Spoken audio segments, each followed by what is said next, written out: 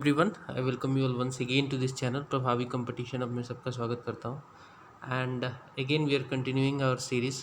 This is very important one. I am covering Lucent का मैं objective complete cover करा रहा हूँ एंड इसमें हम लोग अब मॉडर्न हिस्ट्री में घुस चुके हैं। हिस्ट्री का मैंने एंशियंट और मिडाइवल दोनों कवर करा दिया है। तो अगर आप चैनल पे नए हैं, नहीं देखा है बाकी सारी वीडियोज़ को, तो आप सब्सक्राइब करके प्लेलिस्ट है उसको देख सकते हैं एंड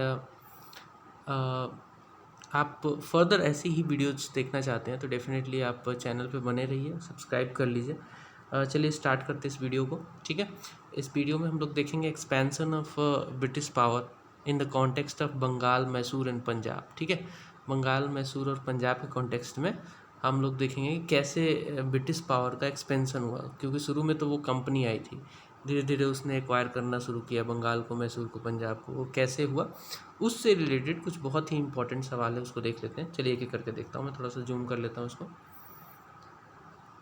ताकि आपको क्लियरली दिख सके। ठीक है, पहला क्वेश्चन है खालसा। फर्स्ट क्वेश्चन देख सकते हैं आप। खालसा वाज फाउंडेड बाई, किसके द्वारा खालसा फाउंड किया गया था? तो इसका करेक्ट आंसर है ए, गुरु गोविंद सिंह। गुरु गोविंद सिंह 10वें और आखिरी सिख गुरु थे एंड गुरु गोविंद सिंह का जन्म पटना में हुआ था, पटना में, और इन्हीं के नाम पे एक पटना साहिब, वहाँ पे एक गुरुद्वारा भी है और बहुत इम्पोर्टेंट सिख गुरु थे ये। इनसे पहले इनके पिताजी थे तेग बहादुर, गुरु तेग बहादुर सिंह, और उनकी हत्या औरंगजेब के द्वारा कर दी गई थी, औरंगजेब के द्वारा।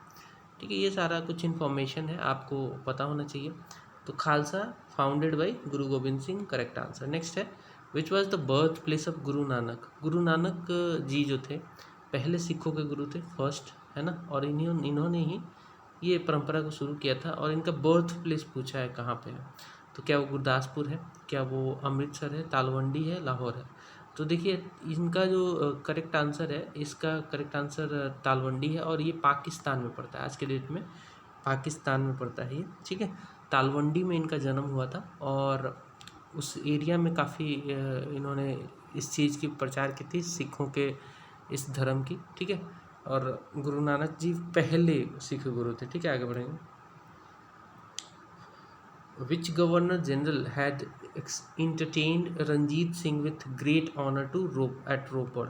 रोपड़ में किस गवर्नर जनरल ने इंटरटेन किया था बहुत ही ऑनर के साथ रंजीत सिंह को?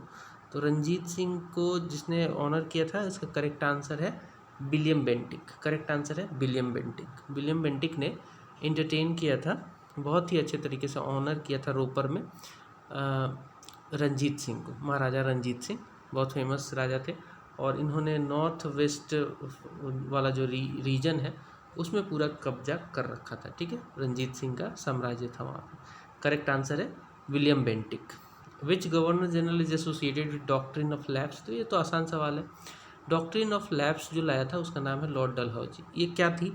ये एक तरीके की नीति थी। इसमें क्या करते थे कि जो भी रजवाड़े थे उस समय के, प्रिंसली स्टेट थे ब्रिटिशर्स के समय में, उनमें ये क्या करते थे, डॉक्ट्रिन ऑफ लैप्स में वो बोलते थे कि अगर मान लीजिए आपका कोई, मान लीजिए एक रजवाड़ा है, यहाँ पे एक राजा है और इसका कोई सन नहीं है, लीगल सन मतलब कि इनका खुद का कोई बेटा नहीं है, तो ये क्या करते थे, वैसे एरिया को ना ये बोलते थे कि अब तो राजा तो ख़त्म हो गया, तो अब राजपाट हम किसी और के हाथ में नहीं देंगे। डॉक्ट्रिन ऑफ लैप्स लगा के ब्रिटिशर्स कब्जा कर लेते थे। तो ये कब्जा करने की नीति थी और ये नीति लेके आया था लॉर्ड डलहौजी। करेक्ट आंसर है लॉर्ड डलहौजी। आगे बढ़ेंगे। Tipu Sultan took support of which one of the following powers to fight in English? Tipu Sultan ने सपोर्ट लिया किसका ताकि इंग्लिश को फाइट कर सके? तो देखिए टीपू सुल्तान जो थे ना, ये मैसूर के, सबसे पहले तो जान लीजिए, स्टेट ऑफ मैसूर के ये किंग थे उस समय के, है ना। और ये जो थे ना, ये बहुत ही ज़्यादा इम्पोर्टेंट इसलिए भी हो जाते हैं क्योंकि इन्होंने ना इंग्लिश के छक्के छुड़ा दिए थे बिल्कुल। इनके पिताजी थे हैदर अली, और वो भी काफ़ी देर तक फाइट किए अपने साम्राज्य को बचाने के लिए। और जैसे कि अंग्रेज़ों की नीति क्या थी, फूट डालो राज करो वाली, तो ये क्या करते थे, टीपू सुल्तान बहुत उन्होंने समझ लिया कि यार ये तो फूट डालो राज करो करते हैं, तो हम भी इसमें फूट डालते हैं। इंग्लिश बहुत उस समय इंग्लिश और फ्रेंच की लड़ाई चलती रहती थी, फ्रेंच वालों से इंग्लिश की लड़ाई चलती रहती थी। तो टीपू सुल्तान ने फ्रेंच को मतलब फ्रांस से ये असिस्टेंस लेने की कोशिश की और इनके थ्रू इन्होंने ये ना आयुध कारखाने भी अपने एरिया में लगवाए और फ्रेंच ने इनको हेल्प भी किया, लेकिन अल्टीमेटली इनका देहांत हो गया लड़ाई में और फाइनली मतलब मैसूर भी एनेक्स कर लिया गया। तो इसका करेक्ट आंसर हो जाएगा फ्रेंच, करेक्ट आंसर हो जाएगा फ्रेंच। नेक्स्ट देखते हैं। अगला सवाल है, in which of the following years the battle of Buxar was fought. Battle of Buxar किस साल फाइट हुआ था? तो इसका बड़ा ही आसान और बहुत ही फेमस, बहुत ही रिपीटेड सवाल है। बैटल ऑफ बक्सर जो है ना, सबसे पहले मैं थोड़ा सा बैकग्राउंड बता देता हूँ। दो पार्टी में हुई थी वैसे, लेकिन पहली पार्टी में जो थे एक तरफ इंडियंस थे और दूसरी पार्टी में अंग्रेज़ थे। पहली पार्टी में इंडियन में कौन कौन थे? तो मीर कासिम थे जो कि बंगाल के नवाब थे और इनकी गद्दी छीन ली गई थी, इनको हटा दिया गया था। तो मीर कासिम और फिर शाह आलम द्वितीय, ये भी इनका भी वही हाल था, इनको भी नहीं मिल रहा था और ये भी अंग्रेज़ों की नीति से परेशान हो गए थे बिल्कुल। और नवाब ऑफ जो लखनऊ थे शुजाउद्दौला नवाब थे, ठीक है, लखनऊ के। तीनों ने मिलकर एक प्लान बनाया, बहुत अच्छा प्लान था कि मतलब इनको 3 पावर मिल के लड़ेंगे तो हरा देंगे। लेकिन अंग्रेज़ों के नेतृत्व में हेक्टर मुनरो के नेतृत्व में अंग्रेजी सेना ने इनको बक्सर में हरा दिया था 1764 में। तो करेक्ट आंसर है 1764, ठीक है। आगे बढ़ेंगे। Which one of the following places was famous as capital of Tipu Sultan. Tipu Sultan की कैपिटल कहाँ थी? क्या वो श्रीरंगपट्टनम थी? नहीं थी। हम्पी भी नहीं थी। करेक्ट आंसर है गुलबर्ग। करेक्ट आंसर है श्रीरंगपट्टनम। श्रीरंगपट्टनम इनके जो है टीपू सुल्तान की राजधानी थी, श्रीरंगपट्टनम, याद रखेंगे। Tipu Sultan died fighting the English forces under. किसके अंडर फाइट करते हुए टीपू सुल्तान मारे गए? इनकी एक पिक्चर भी है, मतलब ऐसे ही बनाई गई थी जिसमें बेसिकली टीपू सुल्तान को ऐसे लेटा हुआ दिखाया गया है। एक पोर्ट्रेट है, एक्चुअल पिक्चर नहीं था। और इनके मतलब अंग्रेज़ों की पिक्चर बनाई हुई है और इनके ऊपर लायन जो है अटैक कर रहा है, टाइगर अटैक कर रहा है और इनको दिखाया गया है कि इनका खून पी रहा है। और यहाँ पे लायन जो सिंबल है इंग्लिश का सिंबल दिखाया गया है। तो ये पुराने ज़माने में जो मतलब बहुत तरीके से डिमोरलाइज करने की कोशिश करते थे ब्रिटिशर्स, वो पिक्चर हो चाहे कुछ हो ऐसे करके, है ना। तो फाइनली इनका देहांत हो गया, ठीक है, टीपू सुल्तान का। और किसके अंडर में ये लड़ रहे थे, किसके अगेंस्ट लड़ रहे थे? तो इंग्लिश के अगेंस्ट। और इंग्लिश सेना को नेतृत्व कौन कर रहा था? तो करेक्ट आंसर है लॉर्ड वेलेस्ली। करेक्ट आंसर है लॉर्ड वेलेस्ली। 1799 में इनका देहांत हो गया था, ठीक है। 1799 में टीपू सुल्तान चौथी लड़ाई में मैसूर एंग्लो मैसूर वार जो था, चौथा वार था, उसमें फाइनली ये मारे गए थे। आगे बढ़ते हैं। When did the British government start ruling India directly. India को डायरेक्टली ब्रिटिश गवर्नमेंट कब से रूल करना शुरू किया इंडिया को डायरेक्टली? तो पहला जो ऐसा इंसिडेंस आता है ना, वो आता है कब? वो आता है सिपाही म्यूटिनी के बाद। सिपाही म्यूटिनी में क्या हुआ? सिपाही म्यूटिनी 1857 में हुई। इसके कई कारण, ये तो पूरा ही क्लास ही है, लेकिन मैं आपको बस ये बता रहा हूँ कि सिपाही म्यूटिनी हुई और इसमें कंपनी के मिसमैनेजमेंट का काफ़ी रोल प्ले होता हुआ दिखा ब्रिटिशर्स को, ब्रिटिश गवर्नमेंट को। तो ब्रिटिश पार्लियामेंट ने एक एक्ट पास किया जिसको कहते हैं गवर्नमेंट ऑफ इंडिया एक्ट 1858। ये 1858 वाला एक्ट लाके ब्रिटिशर्स ने ना कंपनी का रूल जो है वो बिल्कुल एबोलिश कर दिया और बोला कि अब जो भारत में रूल होगा, ब्रिटिश जो टेरिटरी है ब्रिटिश इंडियन टेरिटरी, वो directly British dynasty, British government के हाथ में आ जाएगी। डायनेस्टी कहना गलत है, ब्रिटिश गवर्नमेंट मतलब हिज प्रिंसिपल हर प्रिंसिपल, वहाँ पे तो किंग होता है ना, किंग और क्वीन, तो उसके डायरेक्ट अंदर आ जाएगी। और ब्रिटिश पार्लियामेंट इसके लिए पूरा डिटेल प्रोसीजर बनाया उन्होंने, वो पॉलिटी का क्लास हो जाएगा, जब एक्ट पढ़ेंगे तो मैं बता दूंगा। तो ये हुआ आफ्टर सिपाही म्यूटिनी 1858 के एक्ट के द्वारा, ठीक है। आगे बढ़ते हैं। नेक्स्ट क्वेश्चन है, कंसीडर द फॉलोइंग स्टेटमेंट्स। आपको स्टेटमेंट्स कंसीडर करने हैं और कौन सा इसमें से सही है, करेक्ट है, वो आपको बताना है। पहला स्टेटमेंट है the Sikh leader Banda Bahadur was captured and killed during the reign of emperor Farrukhsiyar. क्या ये सही है? क्या ये सही है? आपको क्या पता है? ये बिल्कुल सही है, ठीक है। द सिख लीडर बंदा बहादुर जो था वो कैप्चर किया गया था किसके रेन में? तो फारूकसियर के रेन में, और इनको मार भी दिया गया था, ठीक है। तो फारूकसियर के इम्पोर्टेंट जो इवेंट चीज़ें हुई इसके समय में, उसमें ये बहुत इंपॉर्टेंट है। नेक्स्ट है the Maratha fought with Ahmad Shah Abdali at Panipat during the reign of emperor Shah Alam द्वितीय। ये भी सही है। मराठा ने अहमद शाह अब्दाली से लड़ाई की थी। पानीपत की तीसरी लड़ाई थी, थर्ड बैटल ऑफ पानीपत 1761 में, और इस लड़ाई में अहमद शाह अब्दाली जीत गया, है ना। और ये जो था उस समय रेन कौन कर रहा था, शासन कौन कर रहा था? तो शाह आलम द्वितीय कर रहा था। करेक्ट आंसर हो जाएगा 1 और 2 दोनों सही है। करेक्ट आंसर हो जाएगा 1 और 2 दोनों सही है। अब एक असर्शन आता है, फिर इसका एक रीजन आता है, वो आपको मैच करना होता है कि असर्शन और रीजन दोनों सही है कि नहीं।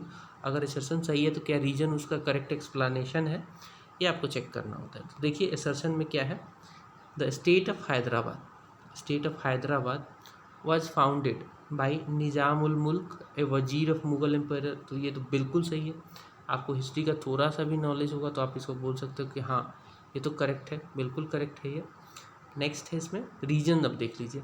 The Mughal empire frustrated all the attempts of Nizam ul Mulk at the reforming the administration of the empire.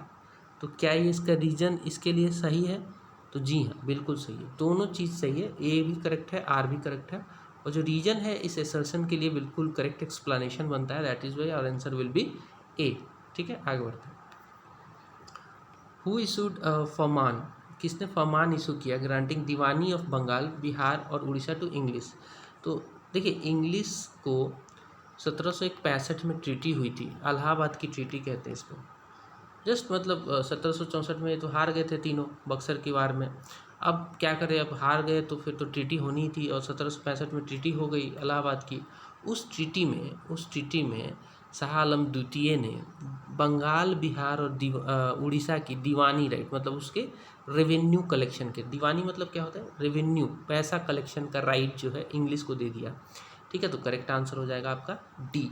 Correct answer हो जाएगा डी, शाह आलम द्वितीय। नेक्स्ट देखते हैं। Who was the first Indian native ruler to accept the system of subsidiary alliance?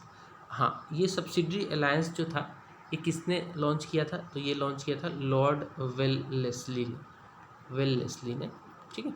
और ये बहुत ही important alliance था। इसमें क्या होता था कि जो भी रजवाड़े होते थे ना, उनको क्या करते थे ब्रिटिशर्स, इन्फ्लुएंस मिला के सब्सिडरी अलायंस कर लेते थे। बोला कि आप पे कोई अटैक नहीं करेगा, इसकी सिक्योरिटी हम देते हैं। ब्रिटिशर्स बोलते थे हम आप पे कोई भी अटैक करेगा, आपको कब्जा करने की कोशिश करेगा ना, तो हम आपकी हेल्प करेंगे, ठीक है। ब्रिटिशर्स ऐसा प्रॉमिस कर देते थे राजाओं के साथ, रजवाड़ों के जो राजाएँ होते थे उनके साथ। अच्छा, इसके लिए ये क्या बोलते थे, इसमें कंडीशन सुन लीजिए। अभी ब्रिटिशर्स बोलते थे कि आप ना एक स्टैंडिंग आर्मी रखोगे, वो हमारी सेना की तरफ से होगी, मतलब हम दे रहे हैं आपको स्टैंडिंग आर्मी, वो रखिए आप अपने साम्राज्य में, लेकिन इसका खर्चा जो भी है वो आप उठाइए। खर्चा जो भी है आप उठाइए, और जब भी लड़ाई होगी तो यही सैनिक नहीं लड़ेंगे, हम और भी रीइंफोर्समेंट वगैरह चाहिए तो हम दे देंगे, ठीक है। मतलब एक सिक्योरिटी टाइप का वो करना। और लेकिन आपको इसके लिए क्या करना होगा, आपको मतलब कोई भी ना दूसरे कंट्री जैसे कि फ्रांस है, इनके साथ कोई संबंध नहीं बनाना है, और आपके दरबार में हमारा एक रिप्रेजेंटेटिव रहेगा हमेशा, वो देखेगा, और आपको हमारे अगेंस्ट कभी नहीं लड़ना है। बहुत सारी ट्रीटी इन पे थोप देते थे, इसको कहते थे सब्सिडरी अलायंस, ठीक है। तो ये पहली बार किस इंडियन नेटिव रूलर के साथ हुआ? तो इसका करेक्ट आंसर है पहली बार ये हुआ निज़ाम ऑफ हैदराबाद। पहली बार ये किसके साथ हुआ? निज़ाम और हैदराबाद के साथ अंग्रेज़ों ने ये पहली बार ये किया, ठीक है। आगे बढ़ेंगे। नेक्स्ट है the state of Jhansi was made a part of British empire in through, किसके थ्रू? झांसी का जो स्टेट है ना, झांसी जिसमें लक्ष्मीबाई थी, झांसी की रानी लक्ष्मीबाई वाला झांसी, और इसको एनेक्स किया गया था किस पॉलिसी के तहत, और किस डॉक्ट्रिन के तहत या पॉलिसी के तहत इसको एनेक्स किया गया था? तो इसमें डॉक्ट्रिन ऑफ लैप्स लगा के किया गया था। झांसी में क्या था, झांसी की रानी जो थी उनका जो सन था उनका जो लड़का बच्चा था छोटा सा, वो काफ़ी छोटा था। वो तो आपने देखा ही होगा रानी की झांसी कि आजकल तो सीरीज़ भी आई थी, टीवी पे भी दिखाया गया है, अभी पढ़ा हो तो वो देखा होगा आपने। फाइट कर रही हैं और पीछे एक चादर में अपने बच्चे को बांध के लड़ रही हैं, है ना। तो उस बच्चे को इन्होंने बोला कि ये तो बहुत छोटा है, अब ये तो शासन कर नहीं पाएगा और हम आपको नहीं करने देंगे शासन। रानी बोल रही थी कि मैं करूँगी शासन, तो बोले थे नहीं ये गलत है, जब तक बच्चा छोटा है आपका तो आप नहीं कर सकती, क्योंकि कोई लीगल नहीं है ये अभी शासन करने लायक। तो फिर हम क्या करते हैं, ब्रिटिशर्स ने इसको एनेक्स कर लिया। और रानी की झांसी की रानी जो थी लक्ष्मीबाई, वो इनके अगेंस्ट में लड़ी भी 1857 के विद्रोह में। तो करेक्ट आंसर है policy of doctrine of lapse. ठीक है, करेक्ट आंसर है policy of doctrine of lapse. Next देखते हैं, with reference to colonial rule of India, which one of the following was not a feature of subsidiary alliance system? कौन सा colonial rule जो है India का, उसमें से एक फीचर नहीं है सब्सिडियरी अलायंस का? तो देख लेते हैं इसका आंसर। इसका करेक्ट आंसर है,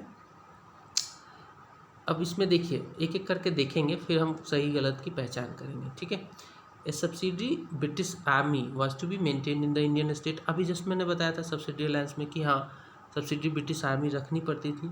and the determination of expenses incurred on the subsidiary British army was duty of Indian state. मैंने बोला था कि उनकी सैलरी इंडियन रूलर को देनी पड़ेगी, ये भी सही है।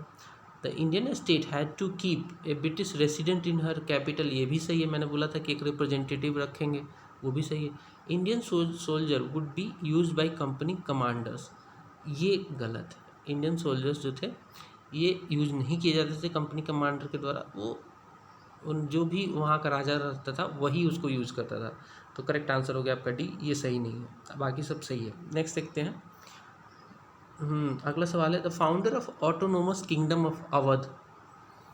अवध का जो एक ऑटोनोमस किंगडम बना, उसका फाउंडर कौन था? उसका फाउंडर अगेन एक बहुत ही इम्पोर्टेंट व्यक्ति था जिसका नाम था सदत खान बुरहानुल मुल्क, या फिर सीधा इसको सदात खान भी बोलते थे। और ये वही हो रहा था कि जो सूबा थे ना, जो सूबा होते थे उस समय मुग़ल एरिया को ना सूबा में बांटा गया था, और सूबा में कुछ लोग बहुत ही इम्पोर्टेंट होने लगे थे, उनका पावर ग्रो करने लग गया था। ऐसे ही एक थे निज़ाम, हैदराबाद का निज़ामुल मुल्क जो था, और ऐसा ही था अवध का एक सदात खान बुरहानुल मुल्क, और ऐसा ही एक बंगाल का भी था मुर्शीद कुली खान। तो ये सब बहुत, ये सूबा में, हालांकि ये तो डायरेक्टली मुग़ल के अंडर थे, लेकिन ये इतने एम्पावर हो गए थे, इतने मजबूत हो गए थे कि अब उसकी भी नहीं सुनते थे। सेंटर में दिल्ली से आदेश आता था तो ये नहीं सुनते थे, और इन्होंने क्या ना अपना अपना इंडिपेंडेंट किंगडम फाउंड करना शुरू कर दिया। तो अवध में सदात खान बुरहान मुल्क ने इसको फाउंड किया था अपने किंगडम को। करेक्ट आंसर हो जाएगा सदात खान। नेक्स्ट है, Who of the following joined Mir Qasim and Sujauddaulah in declaring war upon the British East India Company and was later defeated by British at Battle of Buxar? तो ये तो मैंने बताया ही था कि ये बैटल ऑफ बक्सर जो हुआ था उसमें शाह आलम द्वितीय था, उसमें मीर कासिम था, और उसमें सुजाउद्दौला भी था। ठीक है, तो करेक्ट आंसर आपका शाह आलम द्वितीय है ना। आगे बढ़ते हैं, नेक्स्ट क्वेश्चन है, the main cause of the conflict between Nawab and Shuja-ud-Daula. Nawab Shuja-ud-Daula and east India company क्या था? नवाब सुजाउद्दौला और ईस्ट इंडिया कंपनी के बीच में जो मेन कॉन्फ्लिक्ट था, क्यों ये अगेंस्ट हो गए थे, वो क्या था आपसे पूछा है। तो इसका करेक्ट आंसर है the British misuse the Dastak. एक दस्तक होता था जिसको हम कहते थे duty passes, free duty passes. ये क्या होता था कि जब भी कोई ट्रेड किया जाता था, मान लो कि एक स्टेट है जिसका कोई राजा है, उसके स्टेट में कोई ट्रेडर आया, और वो, तो ये क्या करते थे ना ब्रिटिशर्स, अपने ट्रेडर को एक पास दे देते थे, ड्यूटी फ्री पास। तो उसमें क्या ना, उसके एंट्री पे कोई चार्ज नहीं लगता था। और इंडियन जब कोई आता था ना तो उस पर क्या करते थे, ये लोग चार्ज ले लेते थे, ब्रिटिशर्स ही चार्ज ले लेते थे। तो इसके वजह से ये मिसयूज हो रहा था दस्तक का। बोला कि यार जब तुम्हारे आते हैं अंग्रेज तो उसको कोई ड्यूटी नहीं लेते हो, कोई चार्ज नहीं लेते हो, हमारे आते तो लेने लगते हो। सुजाउद्दौला को गुस्सा आ गया, है ना। तो ये मेन रीजन था। करेक्ट आंसर है बी। नेक्स्ट देखते हैं, कंसिडर द फॉलोइंग स्टेटमेंट। आपको दो स्टेटमेंट कंसिडर करना है, उसका करेक्ट आंसर चुनना है। ठीक है, नेक्स्ट पहला है इसमें, the treaty of Lahore was concluded between Sikhs and English company during the tenure of Lord Ellenborough. क्या ये सही है? आपको क्या लगता है ये सही है? जी नहीं, ये सही नहीं है। दूसरा है Lord Dalhousie made the annexation of Punjab to British domination. ये सही है, ठीक है। लॉर्ड डलहौजी ने पंजाब का एनेक्सेशन कराया था अपनी नीति डॉक्ट्रिन ऑफ लैप्स के द्वारा। तो करेक्ट आंसर हो जाएगा B only, B2 only. Next है who among the following was first governor general of Bengal. First governor general of Bengal पूछा है, ठीक है। पहले क्या होता था, पहले खाली गवर्नर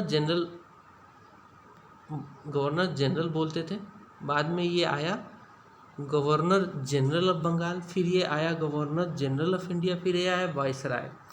तो ये नाम कई बार चेंज हुआ है। तो पहला इसमें पूछा गवर्नर जनरल ऑफ बंगाल, तो इसका करेक्ट आंसर हो जाएगा वारन हेस्टिंग। इसका करेक्ट आंसर हो जाएगा वारन हेस्टिंग। अगर पूछ दे कि पहला governor general of India, governor general of India GGI कर देता हूँ, ये कौन था, तो ये लॉर्ड विलियम बेंटिक थे। अगर पूछ दे पहला governor general of governor general नहीं, पहला पूछ दे वायसराय ऑफ इंडिया, तो कौन हो जाएगा, लॉर्ड कैनिंग, ठीक है। नेक्स्ट क्वेश्चन है 21 number, by which one of the following acts did governor general of Bengal become governor general of India. तो इसका करेक्ट क्या आंसर हो जाएगा, the charter act of 1833। Correct answer हो जाएगा इसका 21 का डी, बिकॉज 1833 में ही विलियम बेंटिक आए थे, और वही इस एक्ट के तहत पहले वो गवर्नर जनरल ऑफ इंडिया वाला पोस्ट होता था, अब इनको गवर्नर जनरल ऑफ बंगाल वाला होता था, अब इनको गवर्नर जनरल ऑफ इंडिया बोला जाने लगा। नेक्स्ट देखते हैं, with reference to treaties made by English with the native rulers of India in 18th century, which one of the following pair is not correctly match. जो treaty हुई है राजाओं के साथ, इम्पोर्टेंट जब लड़ाइयाँ हुई हैं उनसे फिर ट्रीटी सुलह करने के लिए की गई है, तो इसमें से कौन सा मैच नहीं है पूछा है, कौन सा मैच नहीं है पूछा है। तो ट्रीटी ऑफ इलाहाबाद जो था ये तो बिल्कुल करेक्ट है, सुजाउद्दौला के साथ 1765 में हुआ था, बंगाल बिहार उड़ीसा की दीवानी राइट दे दी गई थी। ट्रीटी ऑफ पुरंदर जो था ये मराठाओं के बीच हुआ था, बिल्कुल सही है। ट्रीटी ऑफ मैंगलोर अनवरुद्दीन के बीच नहीं हुआ था। ट्रीटी ऑफ श्रीरंगपत्तनम, ये श्रीरंगपत्तनम तो राजधानी ही थी टीपू सुल्तान की, और वार में एक ट्रीटी हुई थी टीपू सुल्तान के साथ। तो ये तीनों सही है, यानी कि सी गलत है। आपसे गलत पूछा है कौन सा, तो आपका करेक्ट आंसर हो जाएगा ट्रीटी ऑफ मैंगलोर। नेक्स्ट देखते हैं, what was the reason of ground for the British empire to annex Sambalpur in 1850। 1850 में संबलपुर को क्यों इन्होंने, कैसे, क्या रीजन दे के डॉक्ट्रिन ऑफ लैप्स की पॉलिसी लगा के इसको कब्जा किया, तो उसमें रीजन क्या दिया इन्होंने, क्या हो गया था इसमें। तो इसका सही आंसर है, वहाँ का जो रूलर था वो बिना अपने हायर का उसका देहांत हो गया था, मतलब उसका कोई सन वगैरह नहीं था, वो बेचारा मर गया, वो मरा तो फिर इन्होंने कहा कि अब तो संबलपुर का कोई राजा ही नहीं है, अब तो इनका कोई हायर ही नहीं है, तो फिर ये हम एनेक्स कर लेते हैं, तो इसको एनेक्स कर लिया इन्होंने 1850 में। नेक्स्ट क्वेश्चन है, who among the following was not a party to the league that was defeated by British in battle of Buxar. तो ये मैंने बताया ही था कि सुजाउद्दौला उसमें थे ही, शाह आलम द्वितीय भी थे, मीर कासिम भी थे, मीर जाफ़र नहीं थे, तो आपको पूछा है नॉट, तो आपका करेक्ट आंसर हो जाएगा सी, 24 का सी, मीर जाफ़र। नेक्स्ट है, the dual government recommended by Lord Clive provided that the dual government जो था, जो लॉर्ड क्लाइव के द्वारा लाया गया था, वो उसमें क्या प्रोवाइड होता था। तो डुअल गवर्नमेंट ये वही कब 1765 में लाया गया था, इलाहाबाद की ट्रीटी के बाद ही जस्ट ये पॉलिसी लाई गई थी। इसमें क्या था, दो लेवल पे इसको डुअल है, मतलब डबल, डुअल का मतलब यहाँ पे डबल समझ लो, डबल गवर्नेंस। तो इसमें ब्रिटिशर्स ने क्या किया, चालाकी की, बोला कि जितनी दीवानी से रिलेटेड चीज़ें हैं ना, जैसे रेवेन्यू कलेक्ट करना, वो सब चीज़ें हम करेंगे, और जितना एडमिनिस्ट्रेशन से रिलेटेड है, एडम से रिलेटेड है, कि भाई राज्य में व्यवस्था बनी रहे, कोई अपराध ना हो, ये सब हम दे देंगे हिंदू राजाओं को, या फिर जो भी राजाएं हैं, मतलब जो भी हो, हिंदू मुस्लिम कोई भी हो, तो ये दे दिया राजाओं को, ठीक है। तो ये डुअल सिस्टम कहलाया। ये 1765 से 1772 तक चला, ठीक है, 72 तक चला। उसके बाद इसको एबोलिश कर दिया था लॉर्ड हेस्टिंग ने। तो इसका करेक्ट आंसर क्या हो जाएगा? इसका पूछा है कि इसमें क्या व्यवस्था रहती है, हम देख लेते हैं इसमें व्यवस्था क्या थी। इसमें जो व्यवस्था थी वो थी criminal justice would be left to the Nawabi officials, ठीक है, मतलब जो भी वहाँ का राजा हो। While civil and physical matters, बोला ना फिजिकल, पैसे से related, would be control by the company. तो करेक्ट आंसर हो जाएगा ए। नेक्स्ट है, which of the following Indians was appointed as deputy Diwan of Bihar by Robert Clive. Robert Clive ने क्या किया, जब यह बिहार बंगाल उड़ीसा का जब अपने संरक्षण में लिया, दीवानी राइट लिया इसने, तो इसने ने क्या किया कि एक डिप्यूटी दीवान बिहार के लिए स्पेशली अपॉइंट किया कि भाई वो रहेगा डिप्टी दीवान, और वो जो है होगा वो पैसे वैसे कलेक्शन का मैटर देखिएगा, ठीक है। तो इसका करेक्ट आंसर क्या हो जाएगा? इसका करेक्ट आंसर हो जाएगा, क्या वो ओमी चंद है? नहीं है। क्या वो मानिक चंद है? नहीं है। क्या वो राय दुर्लभ है? नहीं है। करेक्ट आंसर है राजा सिताब राय का। करेक्ट आंसर है राजा सिताब राय, ठीक है, बीपीएससी का सवाल है ये, राजा सिताब राय। नेक्स्ट क्वेश्चन देखेंगे, Who was appointed Deputy Diwan of Murshidabad Bengal by Robert Clive after Allahabad treaty. Allahabad treaty के बाद किसको मुर्शिदाबाद का, बंगाल का, रॉबर्ट क्लाइव के द्वारा डिप्टी दीवान नियुक्त किया गया? तो इसका सही आंसर है, इसका 27 है ये, इसका करेक्ट आंसर है मोहम्मद रेजा खान। मोहम्मद रेजा खान, जैसा बंगाल बिहार में किया वैसा ही बंगाल में कर दिया, एक एक डिप्टी दीवान दोनों जगह कर दिए। कि भाई देखो, अब ब्रिटिशर्स तो कलेक्शन का मेन तो उनका काम था ही, लेकिन ये क्या कहते हैं, इंडियंस को भी रखते थे कुछ दिनों तक, जैसे डिप्टी दीवान बना के रख दिया। तो ये रखा गया इस केस में, बंगाल के केस में, मोहम्मद रेजा खान को। नेक्स्ट देखते हैं, इम्पीरियल शाह आलम द्वितीय gave the diwani of Bengal Bihar Orissa to East India Company. कब दिया इन्होंने? तो ये दिया 1765 में, लेकिन यहाँ पे डेट भी दिया है, तो डेट के साथ भी आपको रटना पड़ेगा, बिकॉज ये पीपीएससी का सवाल है, डेट के साथ कई बार पूछती है वो। करेक्ट आंसर है 12 अगस्त, एग्जैक्टली 12 अगस्त 1765 को ये ट्रीटी साइन करके दे दी गई थी। Haidar Ali was defeated at Porto Novo by British general. कौन सा वो ब्रिटिश जनरल था जिसने हैदर अली को पोर्टो नोवो में हरा दिया था? क्या वो कैप्टन पोम्फेन था? क्या फिर हेक्टर मुनरो था? हेक्टर मुनरो तो नहीं था, 1764 में लड़ाई में था ये।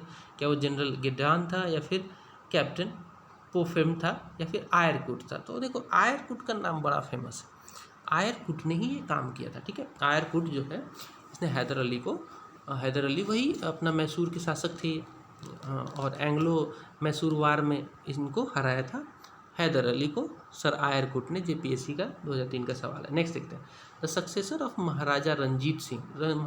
महाराजा रंजीत सिंह जब मर गए तो इनका सक्सेसर कौन बना था? किसने वो गद्दी संभाली थी? ये सवाल पूछा जा रहा है आपसे।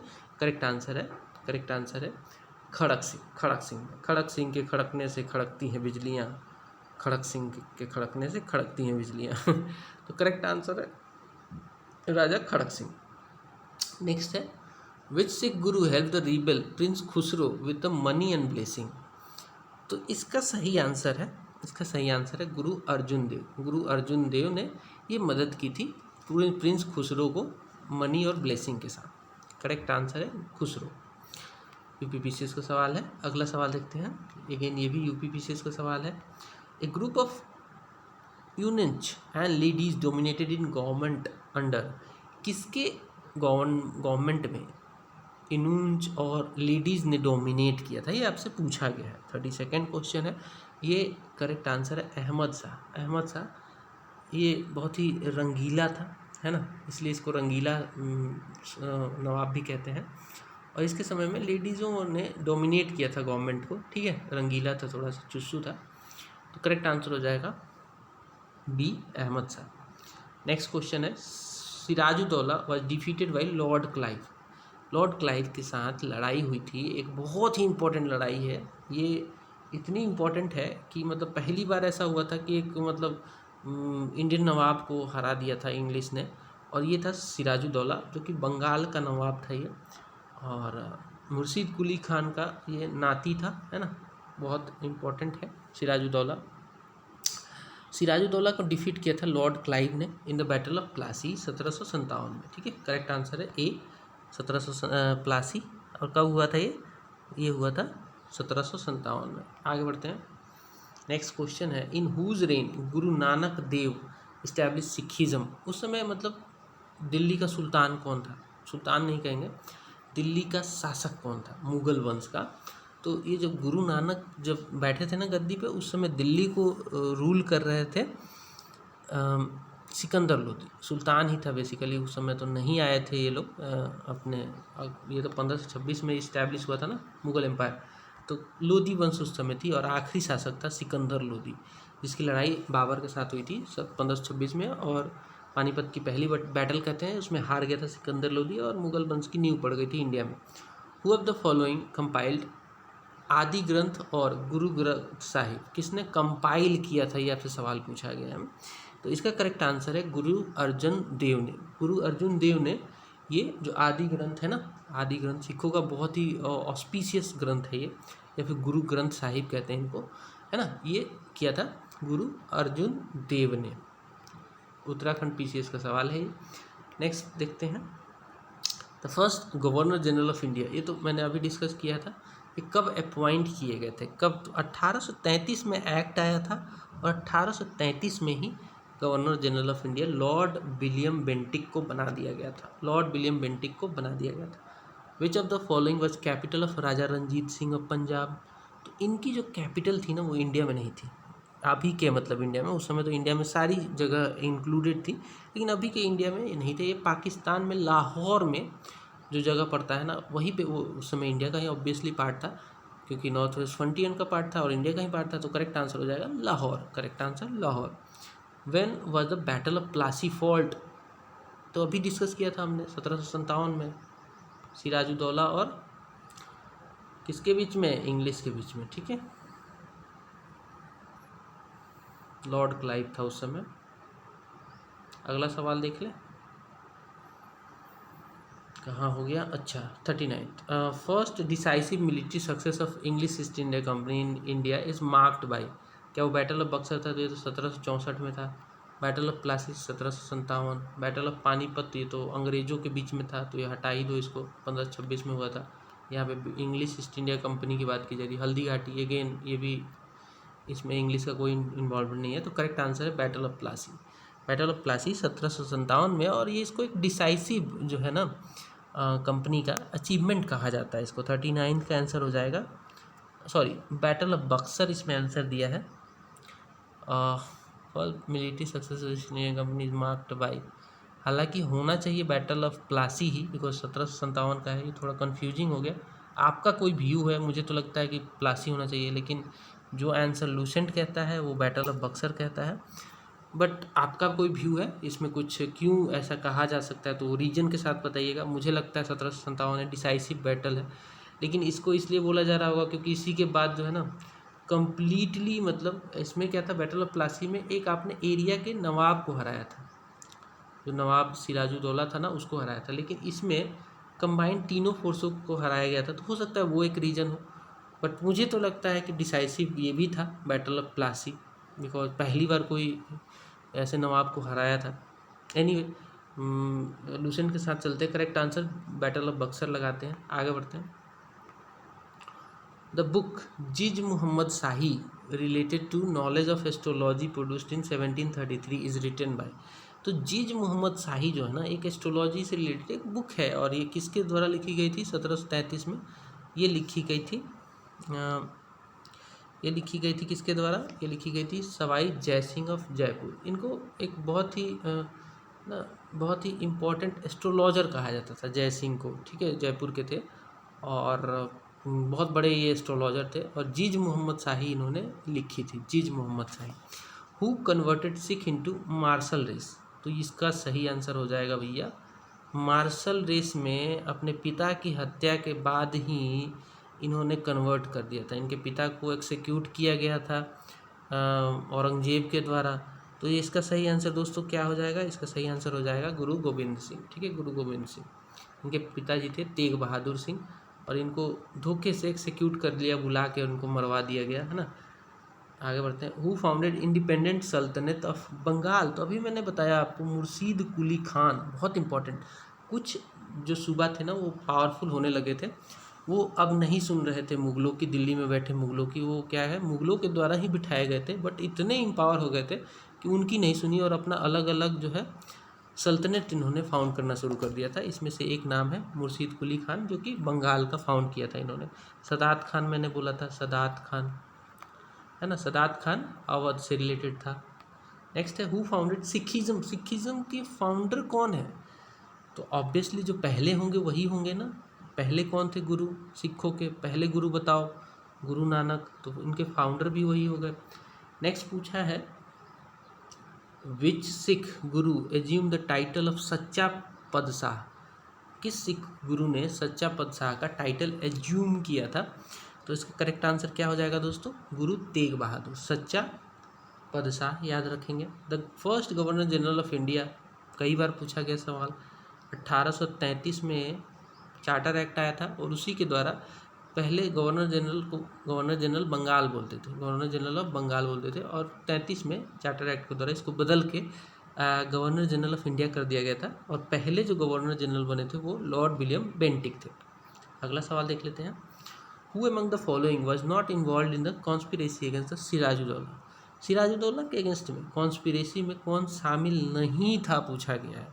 तो क्लाइव तो था ही, तो ये आंसर नहीं होगा आपका। और इसमें उमी चंद भी था, मानिक चंद भी था, मोहन लाल इसमें शामिल नहीं थे, तो आपका आंसर हो जाएगा Mohan Lal. The East India Company secure the Diwani from. दीवानी किससे सिक्योर किया था इन्होंने? दीवानी की जो राइट थी बंगाल, बिहार, उड़ीसा की 1765 की ट्रीटी के बाद किससे ये सिक्योर किया गया था? तो उस समय शाह आलम द्वितीय थे। शाह आलम द्वितीय गद्दी पे बैठे हुए थे दिल्ली के, लेकिन अंग्रेज़ों से खुश नहीं थे, तो लड़ाई लड़ लिए और बेचारे हार गए और दीवानी गंवा बैठी बंगाल, बिहार, उड़ीसा के। ठीक है, आगे बढ़ते हैं। नेक्स्ट क्वेश्चन है the Gurmukhi script was introduced by. तो ये भी एक अच्छा सवाल है, बहुत ही अच्छा सवाल है और बहुत बार पूछा गया है। गुरुमुखी स्क्रिप्ट जो है ना वो इंट्रोड्यूस किया था गुरु अंगद ने। Who was the governor general when the first Anglo Burmese war started. Governor general पूछा है, एंग्लो बर्मीज वार के समय पूछा है, कौन थे? तो करेक्ट आंसर है लॉर्ड एम्स थे। मतलब इनसे रिलेटेड ना एक ही सवाल ही आता ही है। लॉर्ड एमहेस्ट जो है एंग्लो बर्मीज वार के समय गवर्नर जनरल थे, ये बाकी चीज़ों में इंपॉर्टेंट ही नहीं है। तो जब भी ऐसा सवाल आए ना कि एंग्लो बर्मीज वार के समय गवर्नर जनरल कौन हो, तो लॉर्ड एमहेस्ट लगा देना, ठीक है, आप सही हो जाओगे। नेक्स्ट है who was the last independent nawab of Bengal. तो किसको हराया था बैटल ऑफ प्लासी में? किसको हराया था? इंडिपेंडेंट नवाब जिसके बाद अंग्रेज़ों का कब्जा होने लग गया था। तो करेक्ट आंसर है सिराजुद्दौला। करेक्ट आंसर है नहीं, करेक्ट आंसर है मीर कासिम। सिराजुद्दौला नहीं है, करेक्ट आंसर है मीर कासिम। 1764 में बक्सर की लड़ाई के बाद ये भी ख़त्म हो गए और 65 में ट्रीटी साइन हुई। तो लास्ट इंडिपेंडेंट नवाब तो यही हुए ना। करेक्ट आंसर है मीर कासिम। सॉरी, मैंने सिराजुद्दौला बोला। नेक्स्ट है the last major extension of British Indian territory took place during the time of. किसके समय में लास्ट मेजर एक्सटेंशन हुआ ब्रिटिश इंडियन टेरिटरी का? किसके समय में हुआ आप बताइए। डफरिन के समय हुआ क्या? बिल्कुल नहीं, डफरिन तो 1885 के आसपास के थे, क्योंकि उसी समय कांग्रेस का गठन हुआ था इसके समय। तो एक्सपेंशन कहाँ हुआ था? नहीं हुआ था इनके। चलो लिट्टन तो वही उसी के आसपास थे। करजन जो है ना, करजन और मिंटो में से एक सही आंसर होना चाहिए इसका, और सही आंसर है ये भी गड़बड़ हो गया, डफरिन ही है। करेक्ट आंसर है डफरिन। करेक्ट आंसर है डफरिन। लास्ट मेजर एक्सटेंशन हुआ ब्रिटिश इंडियन टेरिटरी का डफरिन के समय। अगला क्वेश्चन देखते हैं।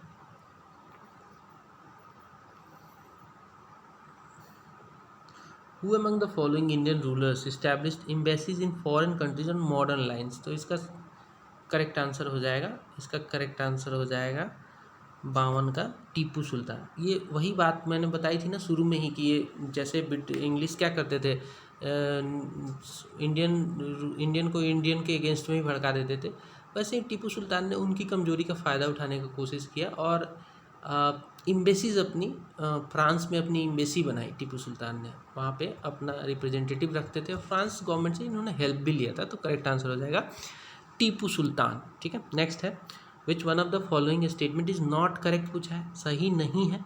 तो देख लेते हैं इसमें स्टेटमेंट पहले क्या क्या है, फिर आंसर देखेंगे, उसको मैच करेंगे।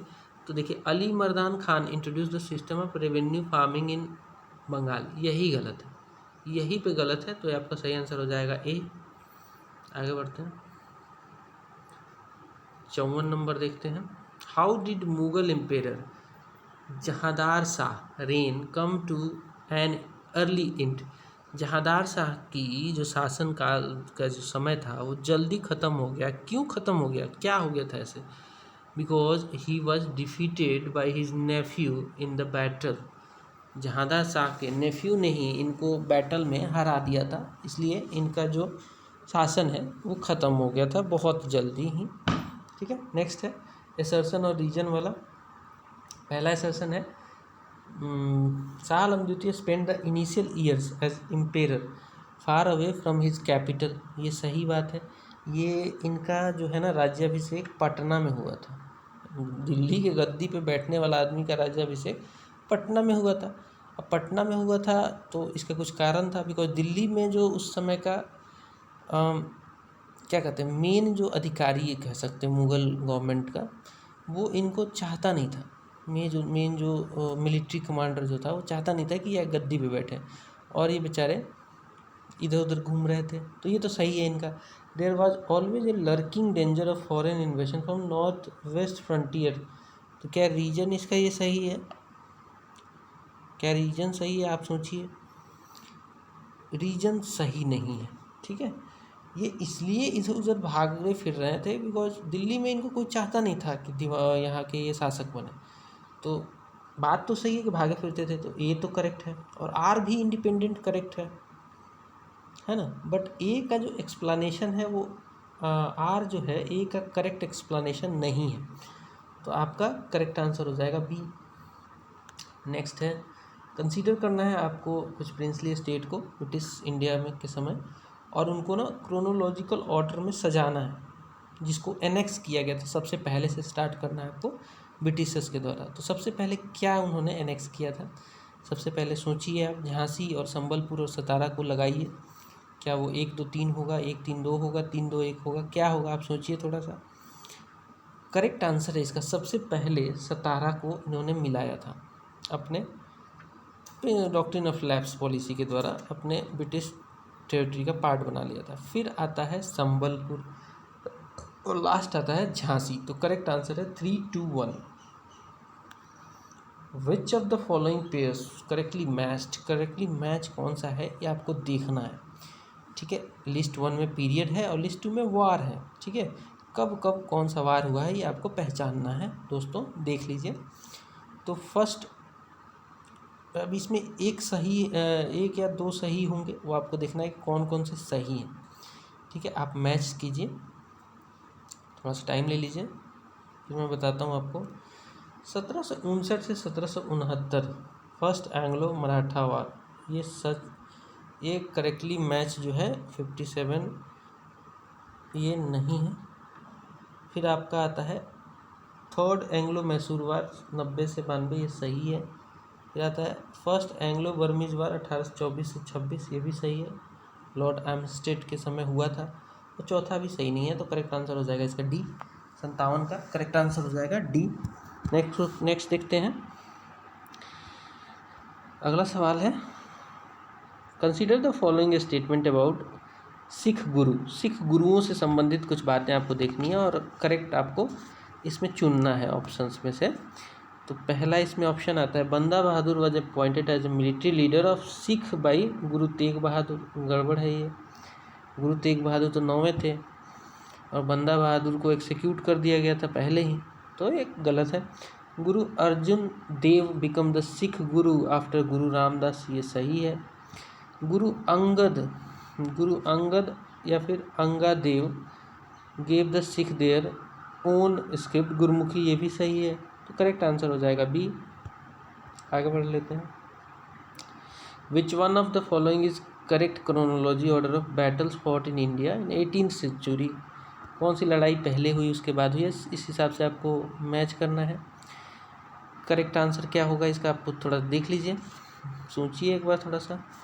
सबसे पहले हुआ था बैटल ऑफ अंबर, फिर हुआ था बैटल ऑफ प्लासी 1757 में, फिर बैटल ऑफ बोंडीवा 1760 में, और बैटल ऑफ बक्सर 1764 में। तो करेक्ट आंसर हो जाएगा ए। ठीक है, आगे बढ़ते हैं। नेक्स्ट क्वेश्चन देखते हैं 60। इसमें स्टेटमेंट दिया है और आपको लास्ट में करेक्ट कौन कौन सा है या कोई सही है गलत है वो चुनना है। Robert Clive was the first governor general of Bengal, गलत है। लॉर्ड हेस्टिंग थे पहले, वॉरेन हेस्टिंग, ये तो गलत हो गया। William Bentinck was the first governor general of India 1833 में, याद करो, ये बिल्कुल सही है। तो ओनली 2 सही है, करेक्ट आंसर हो गया बी। नेक्स्ट देखते हैं। The ruler of which one of the following states was removed from power by British on the pretext of miss governance. तो ये किया गया था अवध के नवाब के साथ। अवध के नवाब को बोला गया कि आप मिस गवर्नेंस कर रहे हैं।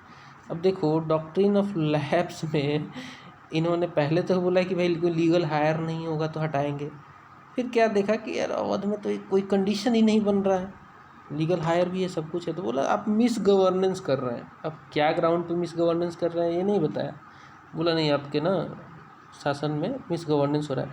जबकि यहाँ की जनता इनको इतना लाइक करती थी, यहाँ शासक को, रोने लग गई थी जब राजा को रिमूव किया गया तो।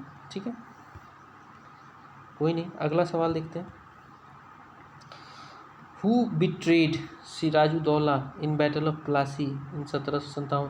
सिराजुद्दौला को किसने धोखा दिया और धोखे से ही बेचारे हार गया, नहीं तो नहीं हारता। करेक्ट आंसर इसमें मीर जाफ़र।